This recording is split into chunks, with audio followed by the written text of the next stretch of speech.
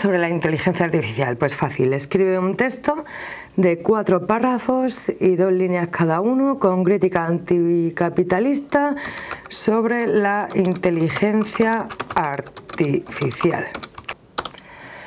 A ver qué dice el ChatGPT. La inteligencia artificial en manos del capitalismo se convierte en una herramienta de control y dominación. Las grandes corporaciones utilizan la IA para maximizar sus beneficios a costa de la explotación de los trabajadores y el medio ambiente. Este sistema perpetúa la desigualdad social y económica, concentrando el poder en manos de unos pocos mientras millones sufren las consecuencias. Además, la inteligencia artificial refuerza la lógica del consumismo desenfrenado, creando una cultura de obsolescencia programada que genera un impacto devastador en el planeta. Pues la IA lo tiene claro. A ver qué se cuece abajo y a la izquierda. Vamos al lío.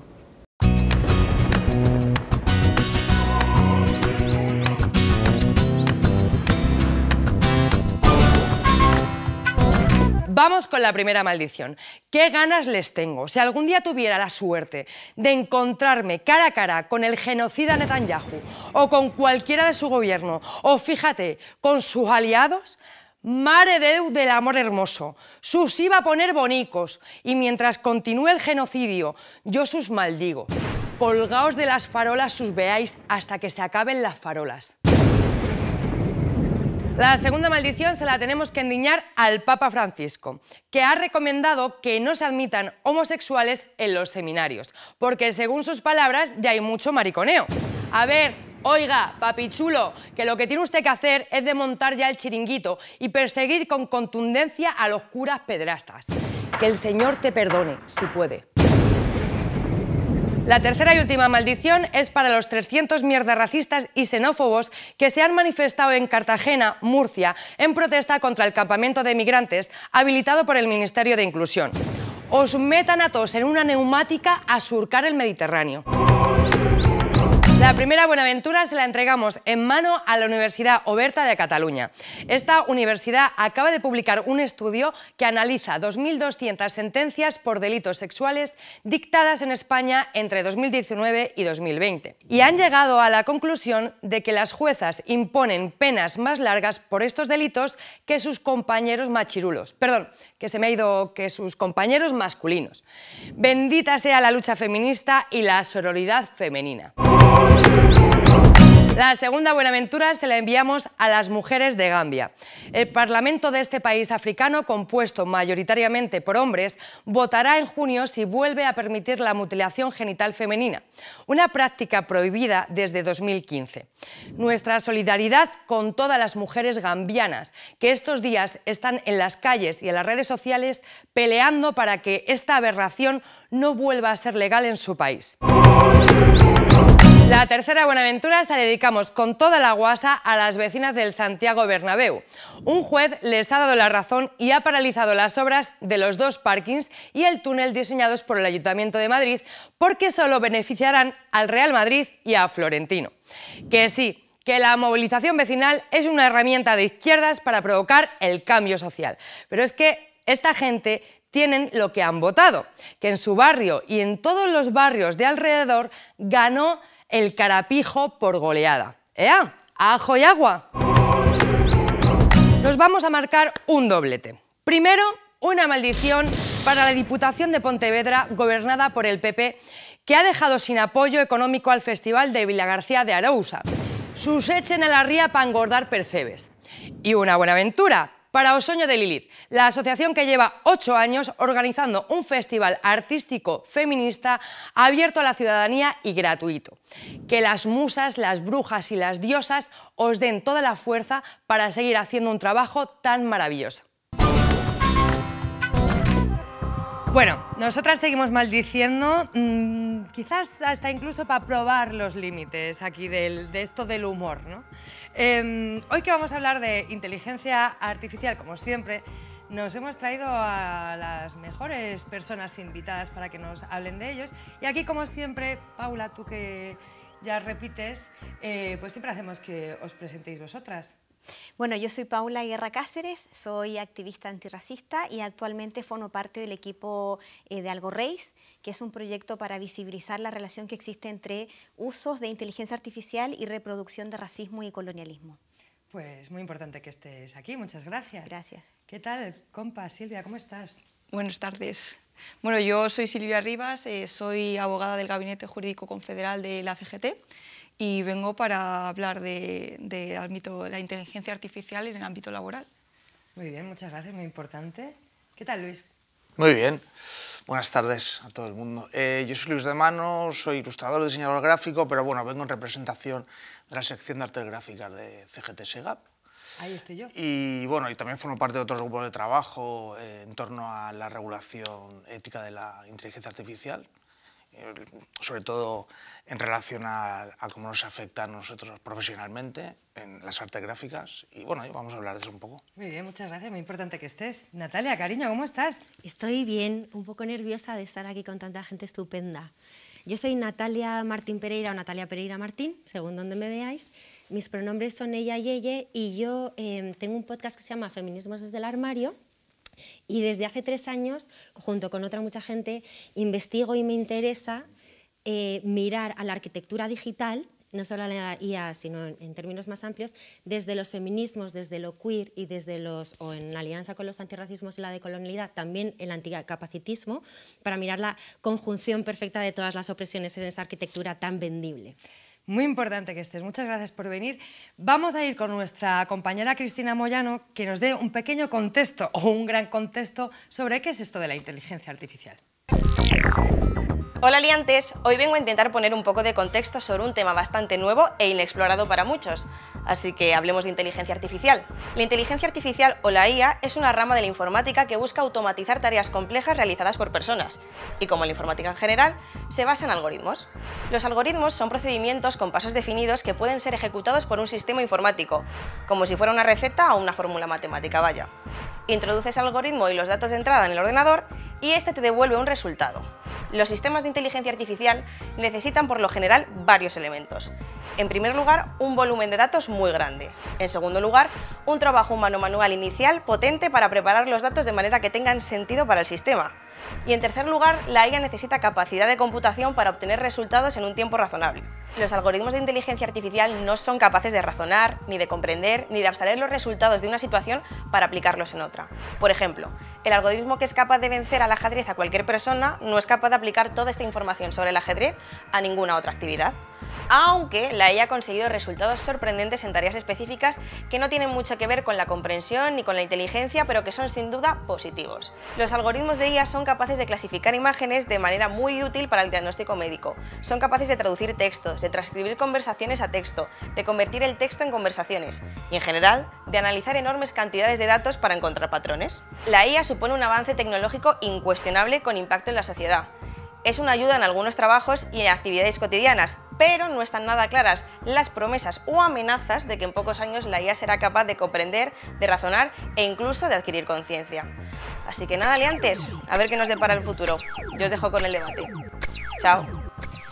Bueno, parte del debate sobre la inteligencia artificial, yo creo que para las que no sabemos absolutamente nada, es como que parece sacado de ciencia ficción, es como de Matrix, ¿no? Máquinas que superan inteligencia, que toman conciencia, que se las puede como enseñar, que ellas puedan aprender. Pero claro, el efecto de la inteligencia artificial, claro, también tiene como efectos en nuestras vidas, ¿no? Como bien decía Luis. Entonces, por un lado, ayudan a la investigación, incluso a diagnósticos médicos, pero por otro es una amenaza para los derechos laborales. ¿Esto es así, sí o no? Luis. Yo, por ejemplo. Bueno, ¿qué te estaba mirando a ti? Vale. Bueno, es que voy a decir un tópico que es un tema muy complejo y este tipo de cosas. Entonces voy a intentar centrarme... ¿Es un tema muy complejo? Muy complejo. Voy a intentar centrarme en la medida de lo posible. Lo primero que a mí me preocupó cuando empecé a investigar esto, a raíz de que en mi profesión nos dimos cuenta de que lo que hacían eran robarnos nuestra obra para crear las bases de datos con las que luego entrenaban a los modelos de inteligencia artificial para luego generar las imágenes tan lustrosas que habéis visto por ahí, que seguís viendo y bla, bla, bla, ¿vale? Esa fue nuestra primera preocupación y entonces ahí fue cuando empecé a comprender un poco cuál era el funcionamiento de todo esto y cómo podía afectar, sobre todo a nivel laboral, que para eso también estamos aquí, como comentabas. Y ahí es donde me di cuenta que lo primero, digamos que el primer ejercicio falaz que hacían era comparar la inteligencia artificial con características humanas, que es lo que la experta en inteligencia artificial Kate Crawford llama la metáfora computacional, que es la que otorga cualidades humanas a algo que es puramente tecnológico. Y ahí es donde empieza la verdadera, digamos, la verdadera trampa. ¿Pero lo hacemos nosotros esto? Sí, sí, por supuesto. La inteligencia artificial, el solo hecho de ella de nombrarla como inteligencia, le estás otorgando ya cualidades humanas que realmente no tiene porque no es inteligente ni tan siquiera es capaz de reconocer semánticamente las palabras. Quiero decir, cuando hablamos tú y yo de una casa, sabemos lo que es una casa porque visibilizamos mentalmente lo que es una casa, pero la inteligencia artificial no funciona así. ¿Cómo deberíamos llamarla entonces? Pues... Buena pregunta. Técnicamente, ¿no?, se le ha intentado dar una definición lo más abstracta posible, que es una especie, ¿no?, de sistema que es capaz de aprender patrones, conductas, predicciones a través de datos que se le introducen y a través de esos datos tiene cierta autonomía relativa, es capaz de aprender esos patrones y emite textos, imágenes, predicciones, etcétera, ¿no? Esto, digamos, de forma más general. Entonces, de hecho, la inteligencia artificial muchas veces se usa más o menos con certeza, pero se usa como símil de algoritmo, ¿no? ¿Pero de es una amenaza para ti? ¿Tú crees? O sea, bueno, para ti, para nosotros. ¿Crees que es una yo como abogada laboralista sí que entiendo la inteligencia artificial como una forma o como una oportunidad de las empresas de incrementar la explotación sobre la clase trabajadora en el ámbito de las relaciones de trabajo. Natalia, ¿tú qué dices? ¿Estábamos en Matrix? Bueno, yo quiero decir muchas cosas, a ver cuál es el hijo. Has sacado, por un lado, el tema de Matrix, está aquí al lado como del hype y de la moda de la inteligencia artificial, que yo creo que esto es un tema importante relacionado con lo que dices de la definición, porque aunque hay muchas definiciones, no hay ninguna consensuada como universalmente. La inteligencia artificial no tiene una definición a la que todo el mundo se sostenga. Hablando de la parte como de la explotación de lo laboral, estoy totalmente de acuerdo que es una amenaza. No estoy súper de acuerdo en hablar de manera binaria de lo bueno y lo malo, porque si hacemos como una contextualización histórica, si nos vamos como a valorar positivo y negativo, la inteligencia artificial es buena o es mala, yo creo que sumamos de una forma simplista, y como decís es un fenómeno complejo, a este tema del hype y de la moda y todo el mundo con esto. Hay expertos que dicen hay que abandonar efectivamente las palabritas inteligencia artificial, y hay gente que dice hagamos la inteligencia artificial aburrida de nuevo, porque además este hype viene con un ejército de señores, porque son señores y señores blancos, que se enriquecen y que concentran poder, que yo creo que es la otra cara de la explotación laboral, ¿no? O sea, aquí quiénes son los dueños de la inteligencia artificial y cómo están concentrando poder a niveles nunca vistos anteriormente, de una forma monopolística, pero como, o sea... Y conocimiento también, poder y conocimiento. Exacto. ¿Qué es más poder? Sí, capitalizando el conocimiento, como bien dices tú, de todos los humanos que han venido detrás, ¿no? Robando directamente. O sea, que yo creo que hay como distintas. La parte de la ciencia ficción sí que me interesa. Yo creo que hablaremos luego de esto, la parte de Matrix, o sea, y hay una genealogía afrofuturista y afrofeminista, está la Octavia Butler o la Legacy Russell, que escriben, incluso Donna Haraway, desde el feminismo cyborg y desde los feminismos afro, ciencia ficción, hablando de lo tech, y yo ahí veo espacios de posibilidad desde los cuerpos y desde lo queer que son muy interesantes. ¿Tú qué dices? ¿Es una herramienta para mejorar el mundo? Mira, yo creo que... depende de para qué se use, ¿no? En qué ámbitos. ¿Puede ser una herramienta para mejorar el mundo? Por supuesto. De hecho, hay una serie de aplicaciones que se han desarrollado para mejorar la visibilidad de las personas que tienen problemas de visión o personas ciegas directamente, y eso es un paso súper positivo porque les ayuda a tener una mejor calidad de vida. Hay también inteligencia artificial que se está utilizando en avances médicos y eso también es positivo. El problema es cuando se utiliza inteligencia artificial para tomar decisiones en cuestiones que tienen tienen que ver con derechos de las personas, que es lo que hemos estado viendo sobre todo este último tiempo. Por ejemplo, para decidir a qué persona se le entrega una beca, una ayuda social, para determinar a qué persona se le puede otorgar un crédito hipotecario, o todos estos perfilados raciales que se hacen a través de la llamada policía predictiva. Entonces, el problema con la inteligencia artificial es que se está utilizando para este tipo de cuestiones, que está redundando en una criminalización y estigmatización de grupos que han sido históricamente criminalizados. Vamos y a hablar de estigmatizados. esto un ratito después. Sí. Os quiero preguntar, antes de entrar en todos estos sesgos y algoritmos racistas, machistas, etcétera, etcétera, ¿está regulada la inteligencia, o sea, hay una regulación sobre la inteligencia artificial en España, en Europa? Bueno, recientemente el Parlamento Europeo ha aprobado un texto que comúnmente se llama el Reglamento de Inteligencia Artificial de la Unión ¿Que Europea. se ha hecho con inteligencia artificial? Bueno, creemos que no. Qué pena. Igual lo habría hecho mejor. Total. Bueno, ahí han participado representantes de los distintos Estados miembros y bueno, han acordado un texto que finalmente ha sido aprobado por el Parlamento y ha sido recientemente ratificado por el Consejo de Europa y que está pendiente de publicación, por lo que todavía no podemos decir que esté en vigor. Es decir, hay una normativa que es bastante, digamos, ambiciosa, que es como digo, el Reglamento de Inteligencia Artificial, más a nivel del espacio comunitario. Luego, en lo que es en el aspecto más de ámbito laboral, tenemos alguna reforma del Estatuto de los Trabajadores a través de la llamada Ley Rider y, sobre todo, también una legislación que viene también de un Reglamento General de Protección de Datos también de ámbito europeo, que son las principales herramientas legislativas. ¿Y sirve de algo esta regulación o este pequeño intento de regularización para que, por ejemplo, los derechos de las personas trabajadoras no se vean expuestos, amenazados?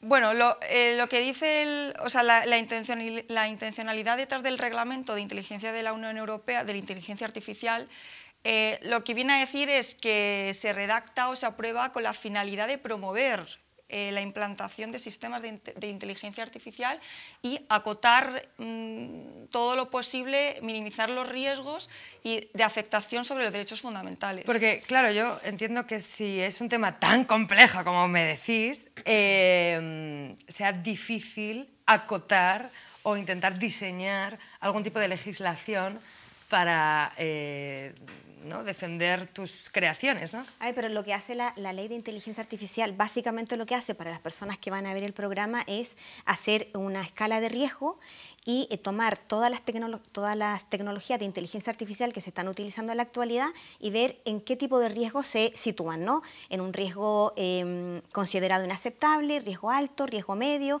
o riesgo mínimo. Entonces, en base a esa clasificación de riesgos, hay tecnologías que van a quedar prohibidas para la Unión Europea, otras que van a quedar permitidas, pero con algún tipo de supervisión y como de revisión. El problema con la ley, y es porque nosotras somos tan críticas en Algo Reis, es que establece una especie de regulación paralela en contextos fronterizos, en contexto de investigación policial y en el contexto del control de la migración. Es decir, que tecnologías que se están utilizando en estos ámbitos van a quedar exentas de regulación por lo menos hasta el año 2030, que es lo que ocurre con las grandes bases de datos, ¿no? Que trabajan con una gran cantidad de información como Eurodac y el sistema Schengen, que no van a estar regulados hasta 2030, es decir, van a quedar exentos de esa supervisión ciudadana.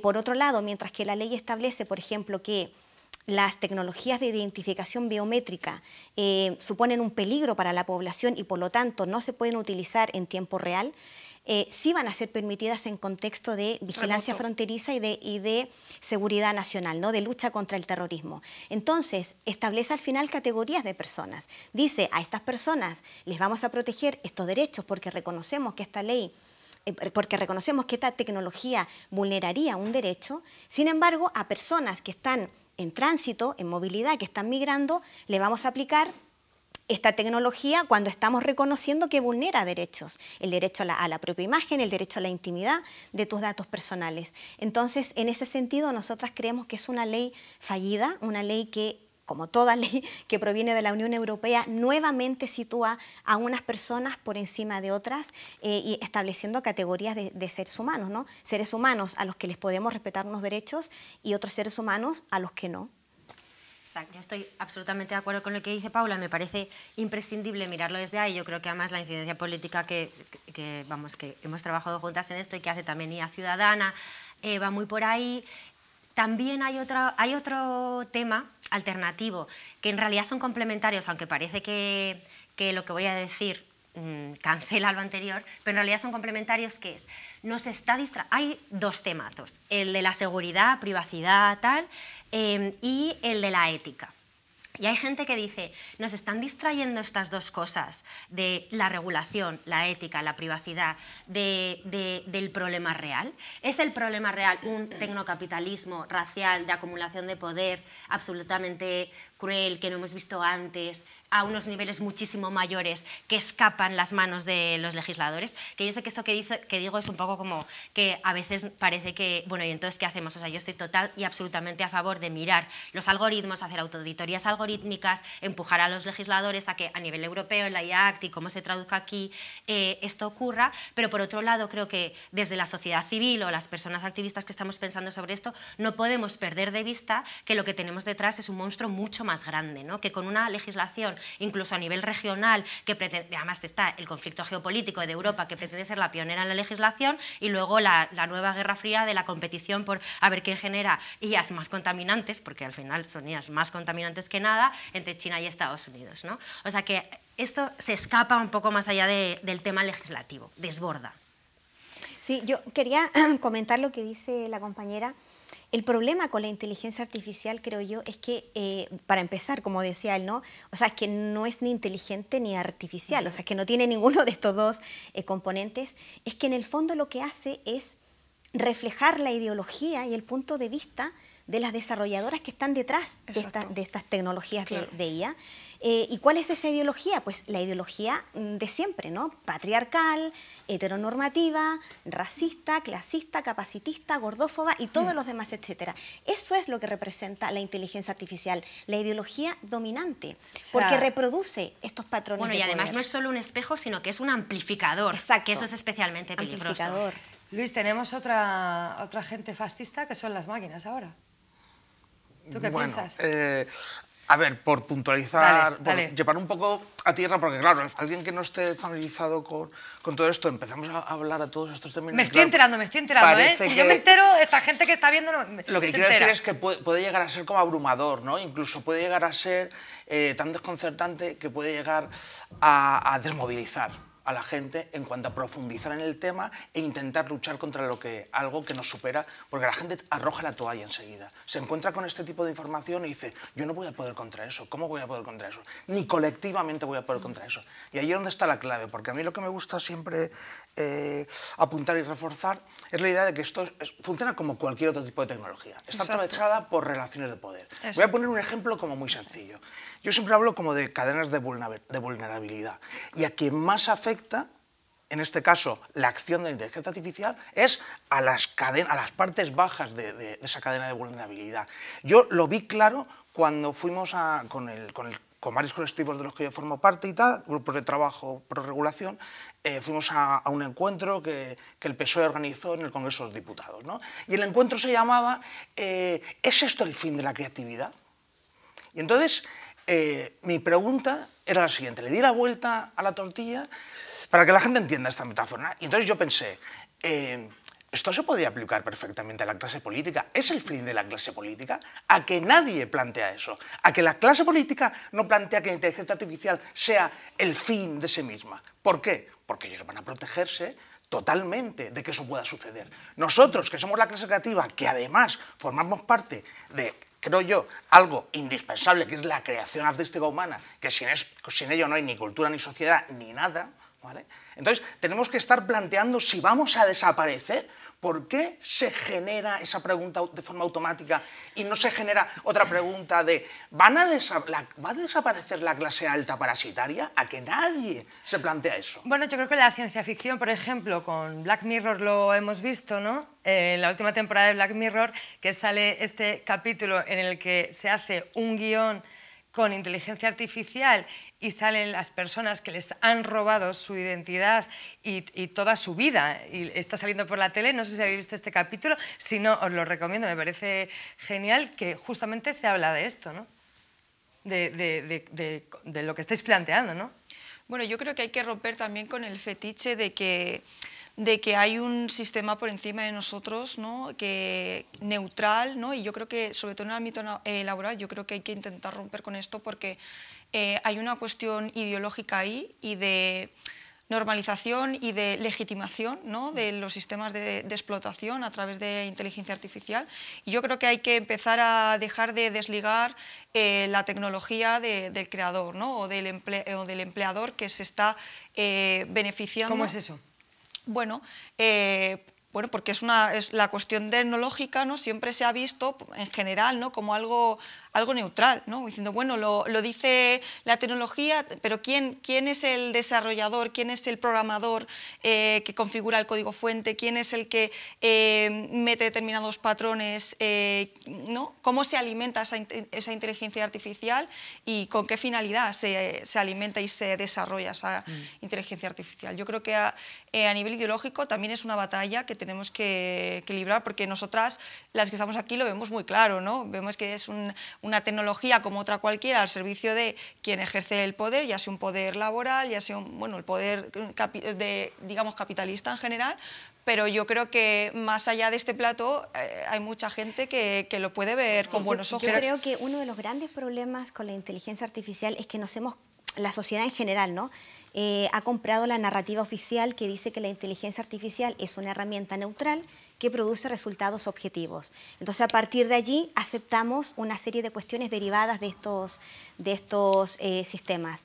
Las tecnologías de IA no surgen por generación espontánea, o sea, hay personas concretas detrás desarrollándolas, personas además que suelen tener perfiles bastante endogámicos, ¿no? Hombres blancos, desarrolladoras detrás, que pertenecerán también a determinados capitales. Lo que estamos haciendo, por ejemplo, con este programa es romper esa narrativa Y el que paga el oficial. desarrollo también. Creo que antes Exacto. Silvia lo ha explicado muy bien, ¿no? Ha dicho, es una tecnología como otra cualquiera al servicio de los que siempre nos mandan. Yo quiero preguntarte, porque hablabas de algoritmos de perfilado racial. Sabemos lo que es el perfilado racial, que además hicimos un programa sobre violencia policial, podéis verlo.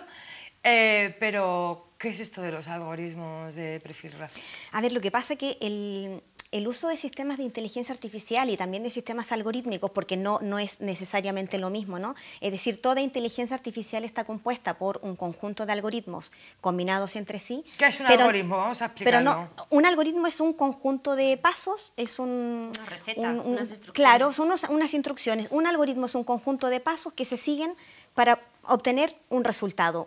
Un cuestionario puede estar compuesto por un sistema algorítmico, ¿no? La inteligencia artificial se diferencia de un sistema algorítmico porque contiene algoritmos que tienen la capacidad, se supone, de aprender de sí mismos, ¿no? De enseñarse a sí mismo y a partir de allí tomar decisiones. Por lo tanto, no todo sistema algorítmico es inteligencia artificial, pero toda inteligencia artificial está compuesta por algún tipo de algoritmos. Entonces, el problema es que este tipo de sistemas, tanto sistemas de inteligencia artificial como sistemas algorítmicos, se están utilizando, entre otras cosas, para hacer perfilados raciales. Por ejemplo, todo este campo, este ámbito de la policía predictiva, en Estados Unidos se aplica un algoritmo que se llama PredPol, con el objetivo de determinar en qué zona se va a producir un crimen. Y lo que han hecho una serie de investigaciones al respecto es confirmar que lo que hacen estos algoritmos de policía predictiva es producir una sobrepresencia policial en barrios de personas negras y latinas. ¿Por qué? Por la forma en la que está entrenado el algoritmo. Si yo al algoritmo le digo, mira, para predecir el crimen vamos a tomar en cuenta los delitos que se produjeron en el pasado, que fueron denunciados en el pasado, y si tenemos en cuenta que la mayoría de los delitos que se denuncian son delitos comunes, la gente no denuncia evasión de capitales, no denuncia tráfico de influencias, la gente denuncia delitos comunes y le decimos al algoritmo, toma en cuenta esos delitos comunes, ¿qué va a decir el algoritmo? Que esos delitos se cometen en barrios de clases obreras. ¿Sabríais porque esto? ha habido ahí una decisión política detrás, ¿no?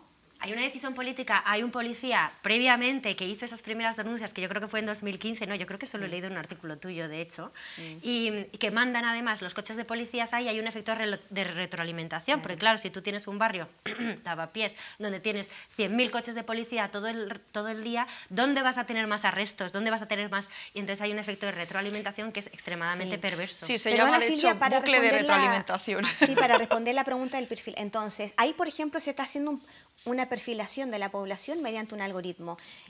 Lo mismo cuando, por ejemplo, se estima que una mujer racializada de 48 años, madre de 2 criaturas, no es una candidata apta para obtener un crédito hipotecario porque probablemente no devuelva el dinero. Ahí tú estás también haciendo una perfilación racial mediante un algoritmo. Entonces, ¿por qué yo digo que la IA racializa? Porque hace desaparecer a la persona real, ¿no? A esta mujer racializada de 48 años, y la transforma en una puntuación positiva o negativa, en un perfil. Por lo tanto, la está racializando. Vamos a hacer una cosa, vámonos a la calle con nuestro fichaje estrella a ver qué nos cuenta la gente y qué sabe la gente de la calle de la inteligencia artificial. Hola liantes, hoy hemos salido a la calle para preguntar sobre la inteligencia artificial. ¿Podrá en un futuro sustituirnos a todos? La primera pregunta es de qué trabaja usted y si piensa que en un futuro le podría sustituir una inteligencia artificial. Yo soy enfermero de urgencias. Es bastante complicado que una inteligencia artificial haga el trabajo humano de sanitario. Yo el otro día, por ejemplo, estuve probando la traducción automática y lo utilicé para hablar pues, con un paciente que era ruso, por ejemplo. Soy contable y sí, creo que sí. Trabajo como asesor financiero y creo que no. Yo estoy trabajando en el estudio de arquitectura y yo creo que sí. Yo trabajo de camarero y no creo que... Bueno, puede llegar a haber algún robot que te lleve la comida o lo que sea, pero el contacto de las personas y tal no creo que pueda ser sustituido, a no ser que prefieran hablar con una máquina. Yo me trabajo como un analista de datos y un consultante, entonces implica bastante el uso de IA, pero no pienso que va a sustituir el trabajo. Va a ayudar en hacer cosas y yo puedo liberarme de hacer estas cosas y mejorar otro. Soy periodista, tiene peligro nuestra profesión con la inteligencia artificial, pero a la larga no se puede sustituir a un periodista por una inteligencia artificial. Estoy estudiando marketing y seguramente la inteligencia artificial venga bastante bien para el marketing o venga bastante bien para que no haya puestos. ¿Y cree que la inteligencia artificial puede llegar a ser racista o machista? Si no se configura bien, creo que sí. No, yo creo que no. Si tampoco tiene sentimientos para lo bueno, para lo malo tampoco. Bueno, al final eso depende de los datos que encuentren en la red, en internet. Si la inteligencia artificial aprende de los humanos, sí, por desgracia sí. Sí, por supuesto, pero no porque sea una seta que nace así en el campo, sino porque está manejado por los sujetos humanos que desgraciadamente somos racistas. Como el dato viene de los humanos, si los humanos somos así, va a salir así también. ¿Y qué opina sobre que se utilicen algoritmos para determinar qué persona puede tener libertad condicional o a qué mujer se le pone protección víctima de violencia de género? Estoy de acuerdo. Una solución muy útil. La inteligencia artificial bien utilizada pues puede llegar a ser muy útil. Tiene que haber un factor humano, no todo puede ser números y, ¿sabes?, ceros y unos. Sí, eso sí que lo veo útil. Sí, de primeras no me suena muy convincente que un ordenador determine si una persona puede ser reincidente en un daño tan grande. Con lo de la violencia de género creo que sí sería lo más óptimo. Pues a veces se toma decisión errónea como humanos, ¿verdad? No me parece nada alentador que esa decisión caiga precisamente en una máquina. Un algoritmo va a ser muy general, entonces es bastante peligroso dejarlo a mano de un sistema tan general para cada cosa. La inteligencia artificial puede ayudarnos, pero como pasó con Internet, ¿no? Que todo tiene que haber personas detrás, que pongamos ese sentido común y esa razón y esa lógica, ¿verdad? Pues que creo que realmente todavía no estamos en el punto en el que se puedan hacer esas cosas con inteligencia artificial. ¿Y qué opinas sobre la inteligencia artificial generativa y los deepfake? La generativa es, por ejemplo, usar la voz de un artista para hacer canciones y el deepfake son las imágenes falsas como lo de Rosalía desnuda. Fatal, fatal, porque si cada vez que nos sale una publicidad o un vídeo en Twitter, por ejemplo, o en cualquier otra plataforma, ya no nos creemos si es la persona, las noticias falsas o lo que nos podemos creer puede llegar a darnos muchos problemas. A nivel artístico, y tanto la representación de imágenes, es una herramienta muy potente y muy útil. Entonces creo que en ese camino va bien. Por supuesto hay que regularizar desnudos o un mal criterio. Todo lo que conlleve una actitud poco ética, me parece que es complicado y habría que cogerlo con pinzas. No creo que pueda sustituir a un artista, a no ser que no te guste el arte y no te guste que te transmitan emociones. Yo con eso no estoy nada de acuerdo porque siento que se está perdiendo la parte de la cultura, lo que más valor tiene un artista. Pues la verdad es que me parece fatal y yo creo que todo tiene que regularse. Puede ser muy perjudicial tanto para artistas que les quiten pues su voz tal o para personas que se difundan falsas imágenes o demás. ¿Y cree que en un futuro la inteligencia artificial se puede volver en nuestra contra? Sí, claro que sí. Es que es un campo nuevo y cada vez que hay algún campo del conocimiento nuevo o alguna herramienta nueva hay que legislarla. Nos hace a nosotros como más incapaces de llevar a cabo las tareas, el pensar, el razonar. En cada ámbito hay que ponerle unos límites. Suena muy descabellado ahora mismo, pero es parte de la realidad del futuro. Hay bombas atómicas, incluso el propio ser humano ha hecho que se esté en contra del propio ser humano, entonces asumo que es una cosa que podría pasar. Cada cosa viene con lado bueno y malo, entonces para controlar ambos hay que legislarlo, educación desde el nivel inicial. Todo viene en contra al final. La industrialización se ha vuelto en contra, por ejemplo, en el medio ambiente. ¿Cómo no vamos a ir con la industria artificial, verdad? Pues nada, liantes, me quedo aquí haciendo prácticas que a lo mejor en un futuro la inteligencia artificial me quita el curro. Patitos, pececitos. Nos vemos en el programa que viene. Chao. Bueno, pues así está la calle. ¿Qué tal? ¿Qué pensáis? Pues me da la sensación, me corregís si me equivoco y tal, que hay una percepción que sobrevuela todas estas declaraciones, que es la de la inteligencia artificial como entidad autónoma, que es lo que apuntaban un poco las compañeras antes también. Y claro, es lo que hay que analizar es a quién pertenece, quiénes son los dueños de la inteligencia artificial, qué objetivos tienen. ¿Por qué la utilizan como la utilizan? Ahí es donde está la clave de todo. No si la inteligencia artificial es en abstracto, va a hacer esto, va a hacer lo otro, va a sustituir a uno, va a sustituir a otro. Por ejemplo, cuando se habla en lo que es el ámbito, en el contexto de la sanidad pública, no es que vaya a sustituir a los médicos así en general, es que va a ir a privatizar la sanidad pública, va a ir a privatizar la educación pública. Es que va a ir a privatizar todos esos ámbitos que ahora todavía no son rentables o que no son tratados bajo el concepto de rentabilidad, que no deben ser tratados nunca de esa manera, pues van a por esos nichos de mercado. ¿Por qué van a por esos nichos de mercado? Porque, vuelvo a repetir, no es una entidad abstracta, son una herramienta que tiene un fin, que en este caso es la acumulación de riqueza, como cualquier otra tecnología al servicio de las clases altas. O sea, son los mismos que con los que estamos luchando todos los días. Efectivamente. Bueno, yo creo que hay una contradicción, ¿no? Y en lo que es el tema de los sistemas de inteligencia artificial. Por una parte sí que tienen o sí que pueden adquirir cierto grado de autonomía de funcionamiento porque adquieren patrones, incluso se pueden llegar a corromper porque esa fuente de datos son ya datos sesgados generados por un sistema previo de inteligencia artificial y entonces ya no hay datos, digamos, originales, sino que son datos creados, ¿no? Que se llama bucle de retroalimentación. Es cierto que los sistemas de inteligencia artificial pueden alcanzar cierto grado de autonomía, pero también es cierto que tiene que haber un humano al mando, ¿no? Por así decirlo. Y yo creo que esa contradicción se refleja bien en el reglamento de inteligencia artificial de la Unión Europea, porque siempre se persigue, esto luego vamos a ver que la práctica, pues, ¿no? Del dicho al hecho hay un trecho. El reglamento siempre intenta que haya una vigilancia, bueno, exige una vigilancia humana, exige una serie de pruebas.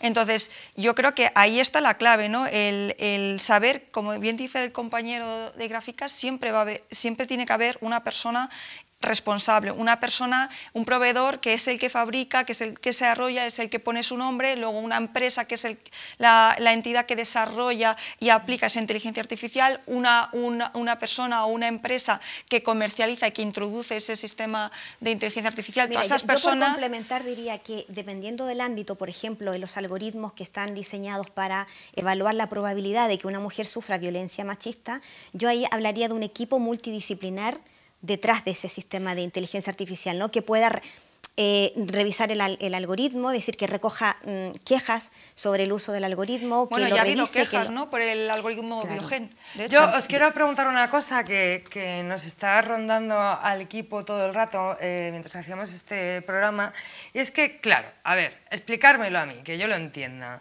y que lo entendamos todas.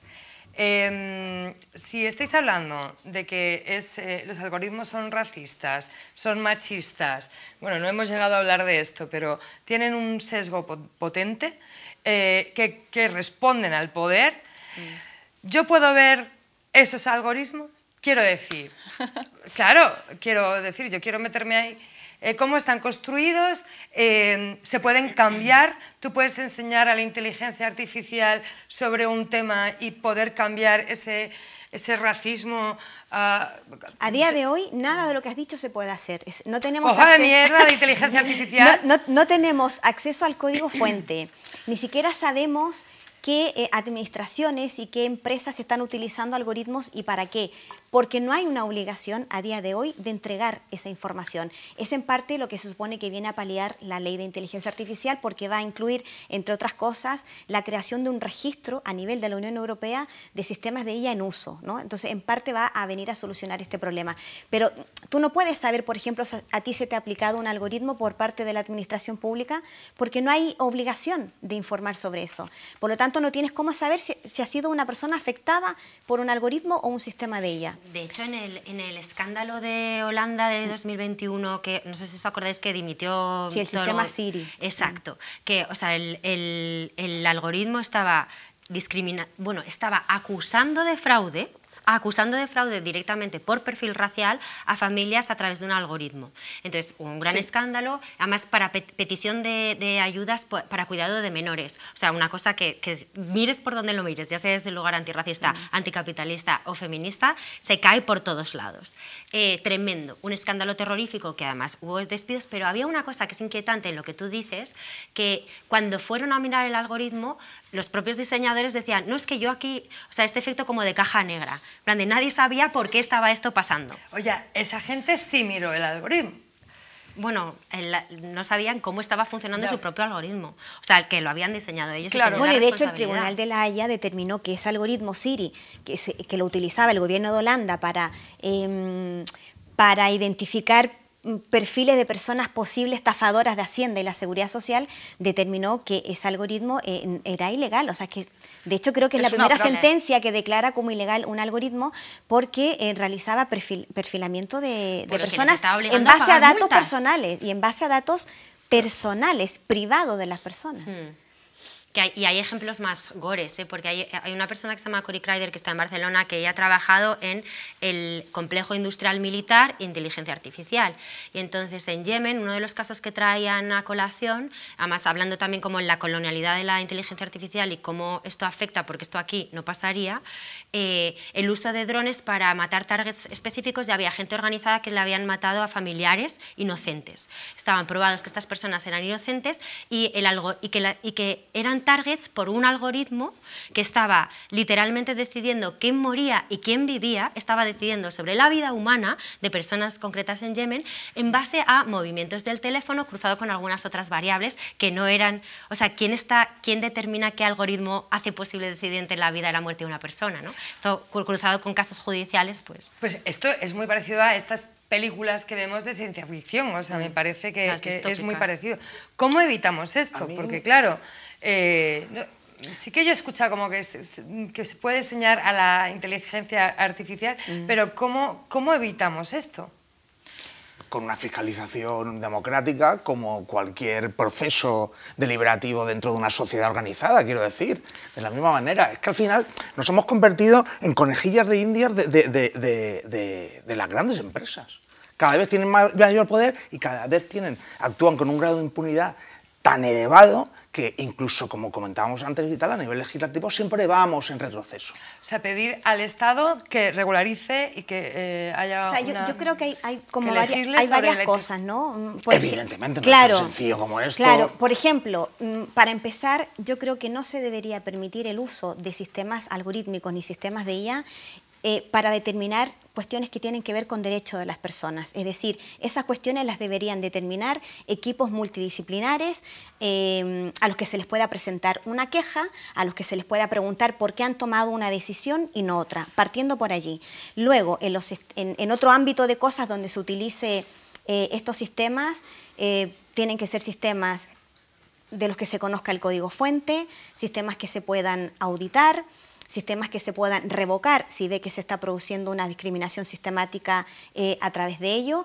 En los procesos de desarrollo de todos estos sistemas tienen que estar también presentes equipos diversos, es decir, tienen que ser personas diversas, no solamente hombres blancos de clase media, media alta, que además suelen estudiar en las mismas universidades, sino equipos donde estén presentes personas con diversidad de género, de identidad sexual, con diversidad étnico-racial, para que no exista esa mirada tan así como de focalización que hay hoy día en la materia, donde vemos que se está produciendo como la misma discriminación y estigmatización de siempre sobre los mismos grupos de siempre. Y al revés, ¿no? Que los grupos históricamente privilegiados son los que se están viendo nuevamente privilegiados. Yo en ese sentido añadir que a día de hoy, o sea, sí que en el Reglamento General de Protección de Datos de la Unión Europea sí que es verdad que hay un artículo específico que básicamente dice que todo el mundo tenemos derecho a no ser objeto de una decisión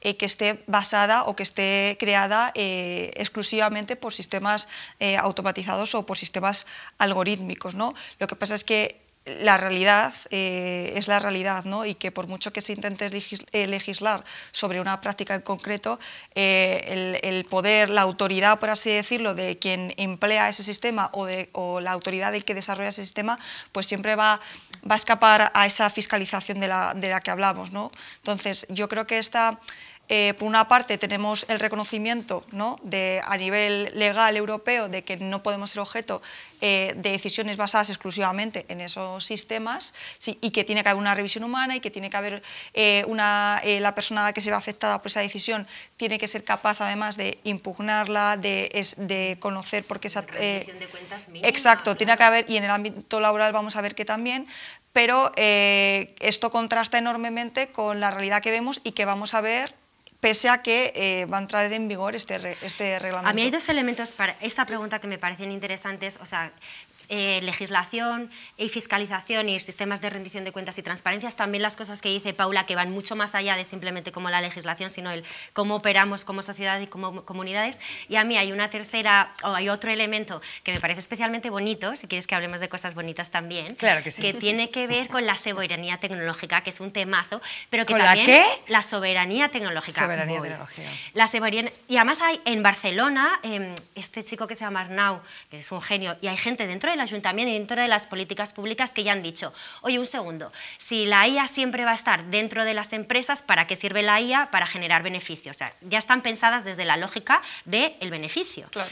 Ahora, esto no tiene por qué ser así. O sea, y de hecho hace poco estuve en la presentación de un informe de unas sudafricanas que habían hecho en la parte sur de África, que decían, aquí hay gente que está literalmente construyéndose su antena, porque hay un tema de brechas, o sea, es un fenómeno muy complejo, ¿no? Pero que literalmente están cogiendo los materiales que necesitas y se están construyendo su antena para ser soberanos tecnológicamente. A nivel de hardware, de lo físico, yo cojo, me construyo la antena que necesito. A nivel de la mina es un problema muy fuerte, estamos pidiendo una cantidad de materiales tecnológicos, o sea, una cantidad de minerales nunca vista hasta ahora. Esto tiene un problema extractivista, pero brutal, y de esto, de la materialidad de Internet hay que hablar mucho. El patriarcado, como todas sus cosas, quiere que nos quedemos en las ideas y no quiere que aterricemos en los cuerpos y que aterricemos en el terreno. La mina está ahí. Entonces, si somos soberanas tecnológicamente, tenemos nuestro hardware, cogemos nuestros minerales de la forma más sostenible posible de nuestro lugar y somos soberanas en software también. La estamos escribiendo nosotras, los equipos que dice Paula. Y esto es posible, ¿por qué no? O sea, ¿por qué solo pueden desarrollar grandes modelos de lenguaje que tienen que consumir todo el agua para la refrigeración de los centros de datos? No, se pueden hacer IAs mucho más comunitarias y desde la autoorganización. Estaría guapa tener una IA en casa. Esto puede sonar, lo que ha dicho la compañera, podría sonar a ciencia ficción, pero además de estar como idealizada, pero en realidad esto ha sucedido de verdad. Hay un ejemplo que nos gusta poner, por eso además de los grupos de trabajo que investigan históricamente sobre cómo se han puesto este tipo de tecnologías al servicio de la ciudadanía. En el Chile de Allende, el proyecto de CiberSyn, que os recomiendo que investiguéis sobre ello, Allende desarrolló dentro de su gobierno, desarrolló un equipo de trabajo tecnológico donde se creó la máquina CiberSyn, que lo que hacía era que había computerizar la redistribución de la riqueza y la redistribución de las necesidades que en cada momento tenía la sociedad de materiales, de alimentos, de todo eso. Se llegó a hacer bajo el gobierno de Allende, bueno, se empezó a desarrollar bajo el gobierno de Allende con capital público. Eso sucedió. ¿Qué le pasó al señor Allende? Todos sabemos qué le pasó. Pero es verdad que no te tienes que ir solo a ejemplos estatales. O sea, justo lo que es súper interesante para mí también de las arquitecturas de Internet es que el mundo del software libre y el mundo de los desarrolladores aparte y de los Internets alternativos y posibles, esto existe desde el origen de Internet. La inteligencia artificial es lo que está de moda ahora, no deja de ser como un conjunto de algoritmos, pero si miramos la estructura tecnológica y su historicidad, hay otro Internet alternativo, siempre lo ha habido, y las activistas ciberpunk, del feminismo glitch, ciberfeministas, estas vienen todas de picar en casa. A ver, yo creo que en ese sentido sí que es verdad reconocer esa parte positiva de resistencia, ¿no? De esos núcleos de resistencia, pero sí que apelar al poder general, ¿no? de que existe, es decir, al no tener el monopolio ni de la fuerza, ni de la violencia, ni el tener el monopolio sobre los medios de producción, ni tener la capacidad de qué se produce, cuándo se produce, durante qué tiempo se produce, para quién se produce. O sea, todas esas cuestiones son dirigidas por los capitalistas, por el poder del capital. Entonces, esta nueva reto, problema o como lo que queramos llamar de sistemas de inteligencia artificial viene a ser una pata más, ¿no? Una extensión más o una cristalización más de ese poder que viene a reflejar sencillamente que no tenemos autonomía ni capacidad para dirigir ni nuestras vidas, que necesitamos depender del mercado para todo, que necesitamos vender nuestra fuerza de trabajo para poder tener un salario, para poder mal acceder a una vivienda, para poder mal acceder a un coche, para ir a trabajar. Es decir, no tenemos autonomía sobre nuestras vidas. Entonces yo en ese sentido reconozco esa cuestión, esa visión tan positiva respecto a estas formas de resistencia, pero yo creo que hay que ir más allá, ¿no? Como personas concienciadas, como militantes, como activistas, como personas organizadas, sindicalistas, etcétera, tenemos que apelar a la toma del poder. Y esto puede sonar muy utópico, pero es que si no hay un control sobre lo que se produce y un control sobre los medios de producción, vamos a estar luchando contra un monstruo. Yo os quiero preguntar una cosa, la última pregunta, y ya os dejo que habléis cada uno. Voy a tirar esto como el Mar Giro igual. Que, a ver, como sindicato, ¿qué hacemos? ¿Qué podemos hacer? ¿No? Porque somos un sindicato anarquista, anarcosindicalista, entonces, ¿qué hacemos con todo esto? Con otra vez sufrir el machismo por parte de la inteligencia artificial que usan los poderes también para oprimirnos, con que nuestros diseños, nuestras cosas creativas se los queden las grandes empresas y las grandes fortunas. O sea, ¿qué hacemos como sindicato o qué podemos aportar, ¿no? como sindicato? ¿Quién quiere empezar? Paula, ¿quieres empezar tú?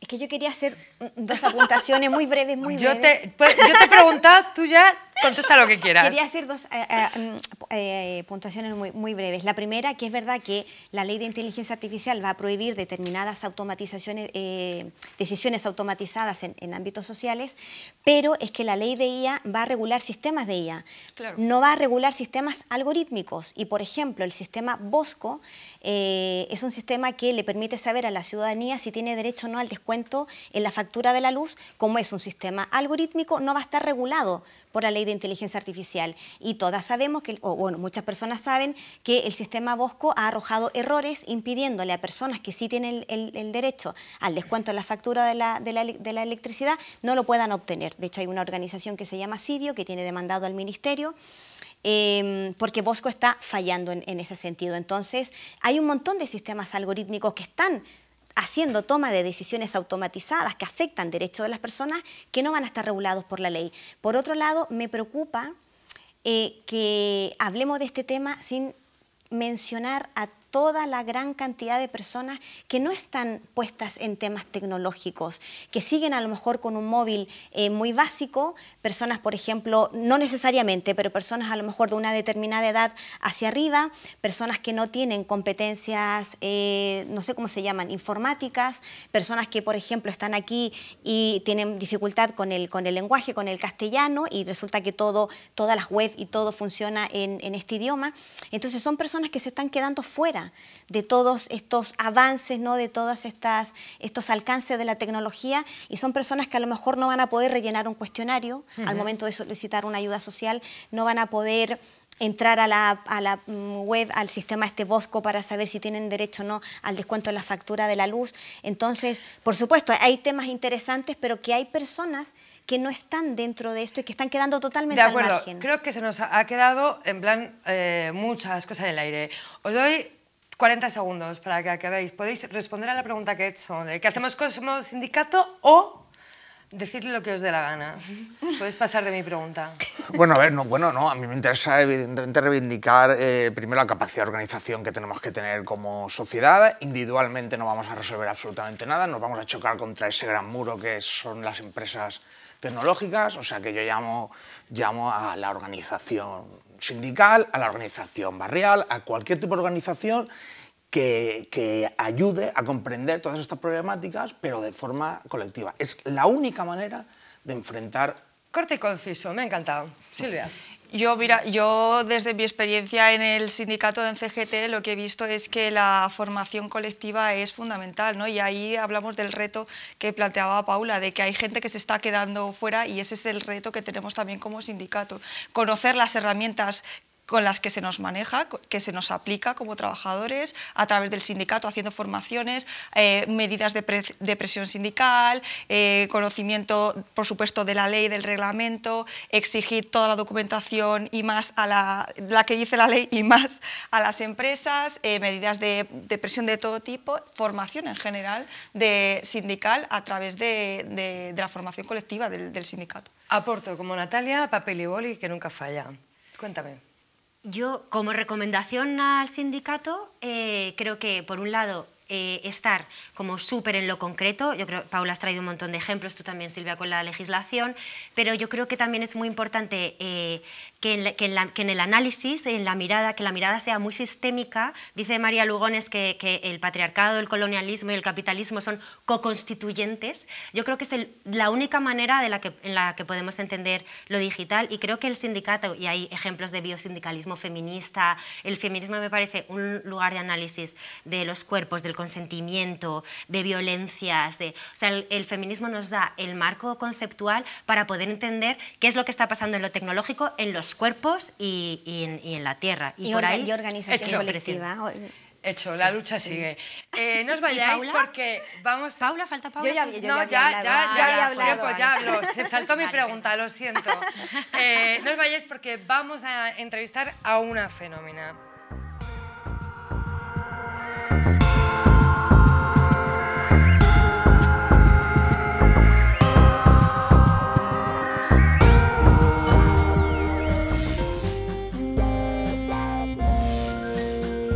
Bueno, y en la entrevista hemos traído a Aurora Gómez Delgado.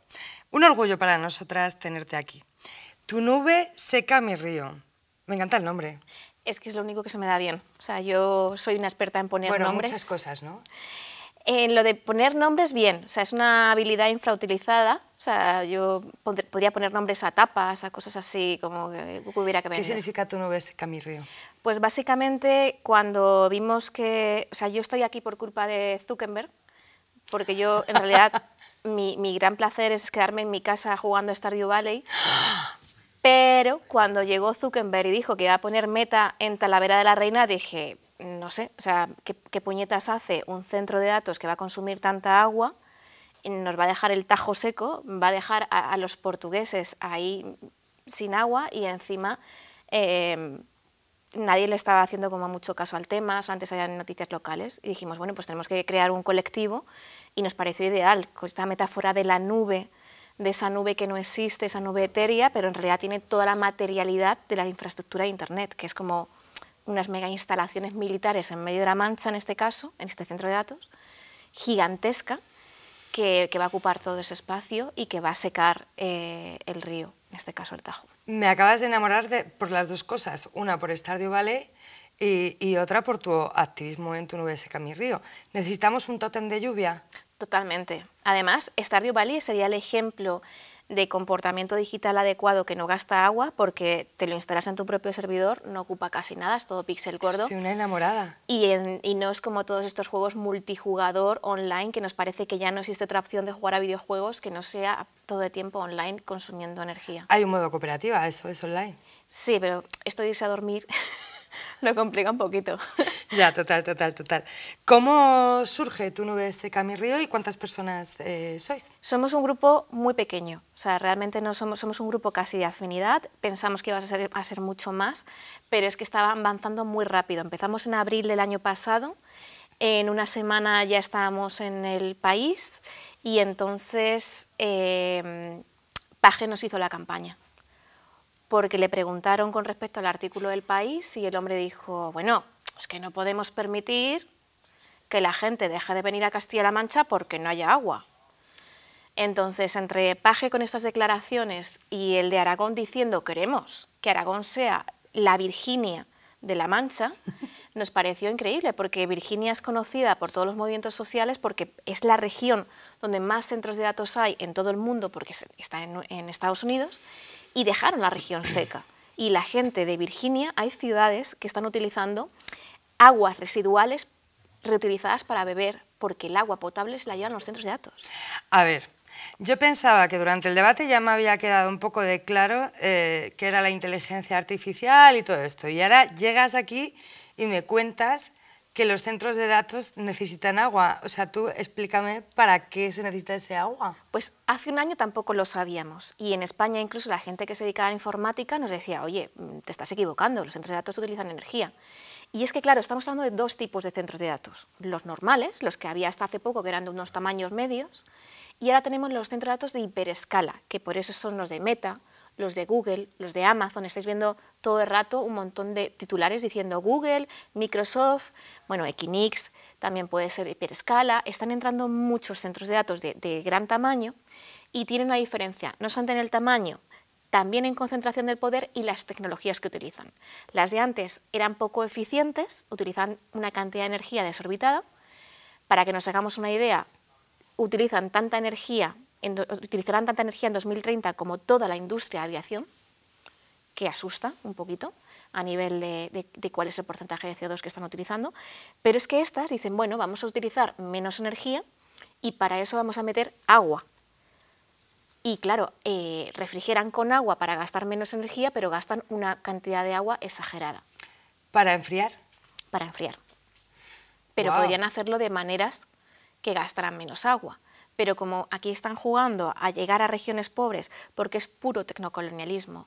Es decir, nosotros la primera vez que escuchamos hablar de esto, lo escuchamos en Posapocalipsis Now, un programa de Radio Vallecas en el que participo, donde la compañera Ana Valdivia se trajo a Sebastián Leude, que nos hablaba de las resistencias a los centros de datos en Chile, donde habían conseguido parar un par de centros de datos todos los activismos ciudadanos.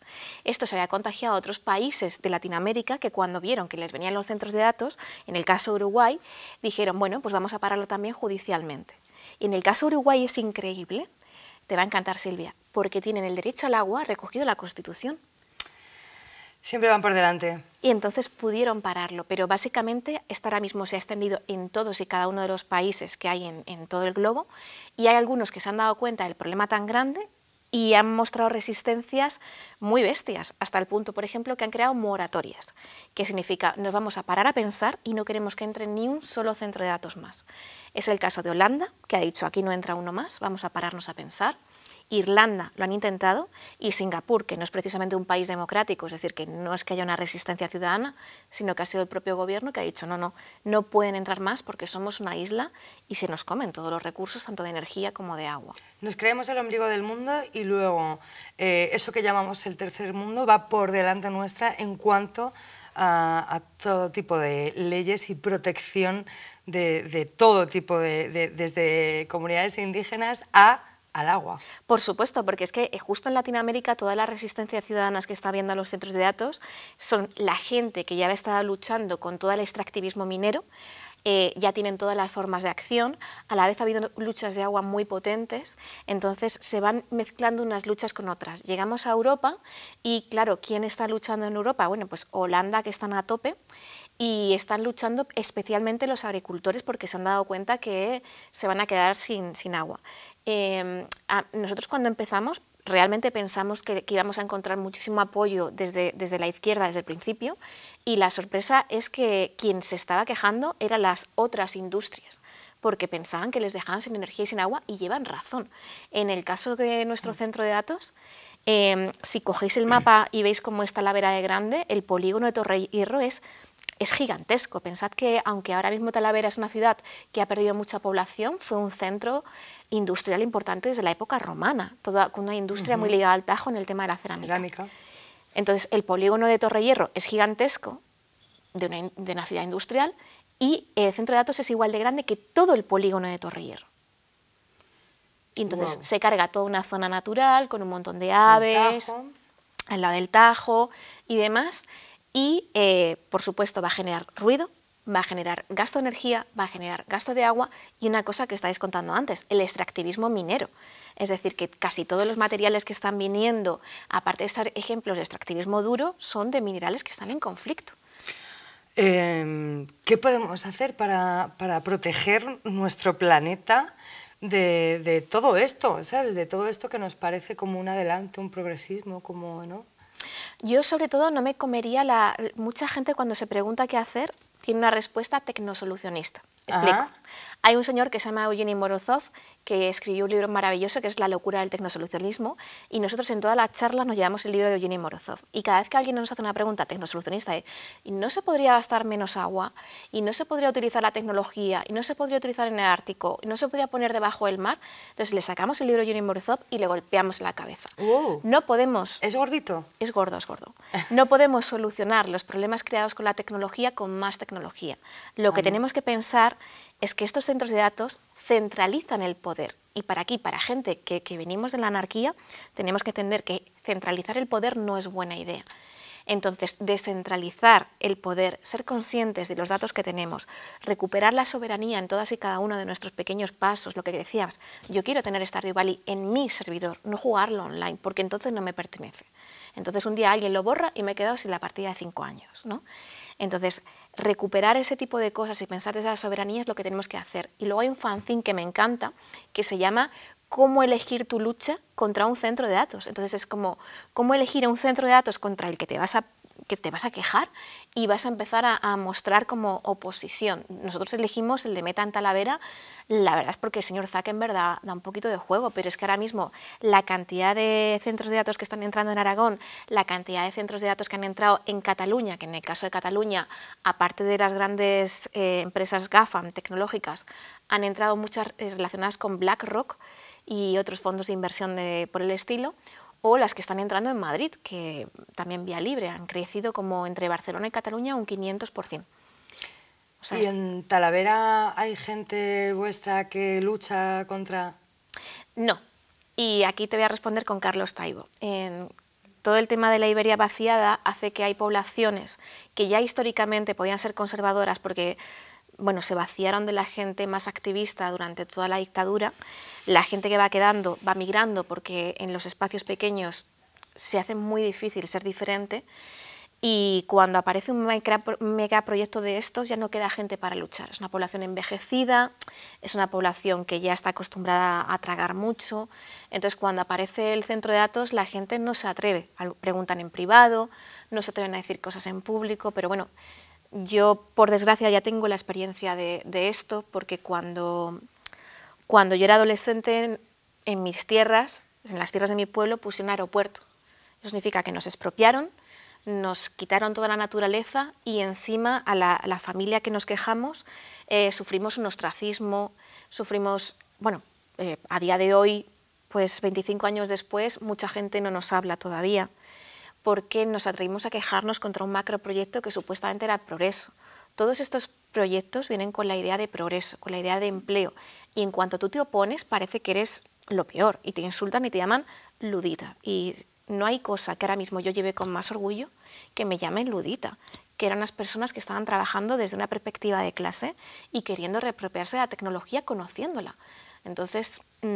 ludita siempre. Ludita estás a tope, pero además pensando que hay que tener mucho cuidado y mucho mimo con todas las zonas rurales, que cuando no se atreven a quejarse contra los macroproyectos es por algo, ¿no?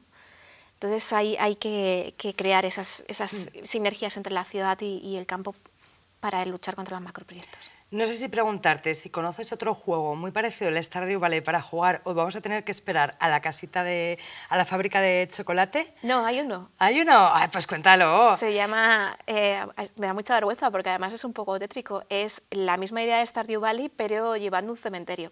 Es que yo soy una friki. Se llama Graveyard Keeper, que es como el guardián del cementerio, y entonces es también de píxel gordo. Y significa que estás en la Edad Media y llevas un cementerio y lo tienes que mantener bonito. O sea, es qué guapo, muy creepy, sí. Vale, somos unas frikis, esto es totalmente cierto.